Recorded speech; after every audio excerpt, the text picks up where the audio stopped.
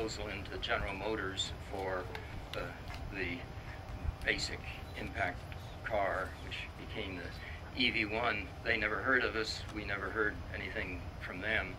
But we got involved with them in '87 through the solar car project, which had to do with the marketing part of GM, and suddenly we were acquainted with the chairman, president, senior vice presidents, and that project worked well. So in 1988, when we proposed again the impact car, they said, strangely, okay, and they didn't really think that it was going to work out. But in the very end of '89, it worked, and July 4th of 1990, there was a press conference where everything came out right, and there was much more enthusiasm for it than people had realized there would be. And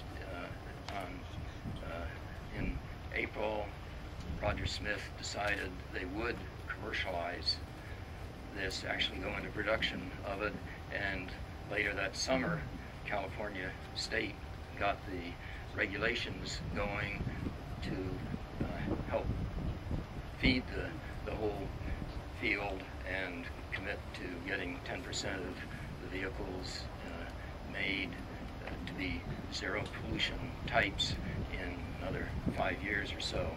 A lot's gone on since then. The car has come out. The RAV4 electric vehicle, which I have one of here, also works well, carries 4 people rather than 2 people, but they aren't making them anymore, and they aren't making the impact, the EV1 anymore, and you sort of wonder why. But while this has been going on, batteries have zoomed ahead, and the batteries for microcomputers and cell phones are up to where they're 6 times better than the lead acid cells that we were using. And such batteries mean that and these batteries put out a lot of power too.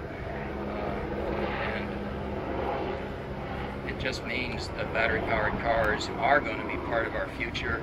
It's strange that no car company is turning out or even doing research on battery-powered cars now, but there's so much happening in this field with the lithium batteries that soon we will be able to show them the cars that go long distance. Maybe the first cars will be hybrids that only have a 100-mile range, though you can make them at more expense to have 350-mile range, but the 100-mile range is enough for the part of the hybrid using the battery, and you have another 300-mile range in it for those rare times when you have to go a long distance that would use gasoline or ethanol, which can be made to produce energy without any CO2 problem.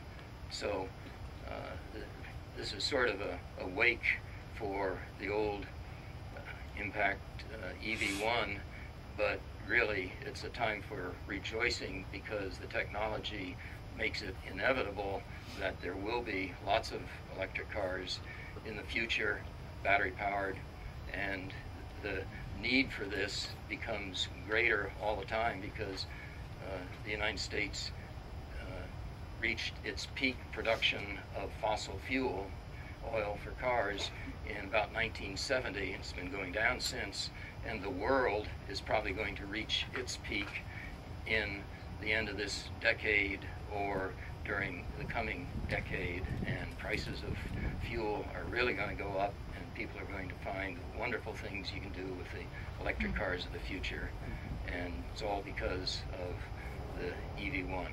Thank you.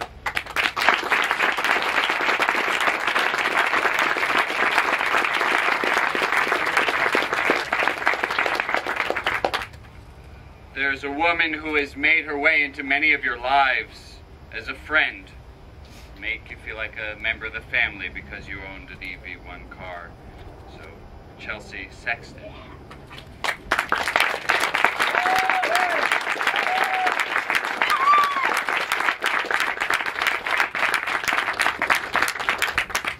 I'll pay you later for that one. Actually, I was really reluctant to speak today after I kind of didn't know what I would be able to add. I mean, the story is really about all of you guys. It's not about us. But after hearing all of you speak today, I'm even more sure that's true. However, your organizers are incredibly persistent, and so here I am. For those of you that don't know, I'm one of the original 13 EV specialists. Saturn actually just dubbed us the originals after a while. My EV1 journey started in August of 1996 when, at the age of 20, I had no clue that a car would become my life. When we launched the EV1, the specialists knew that we had been handed the dreams of a few hundred people.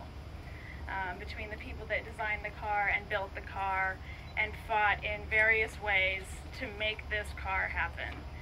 And we embraced that mission, and we've decided to bring this car to the world to do justice to the car, to the visionaries, and to a public that deserved to know a better way of transportation and cleaner air to breathe and live in.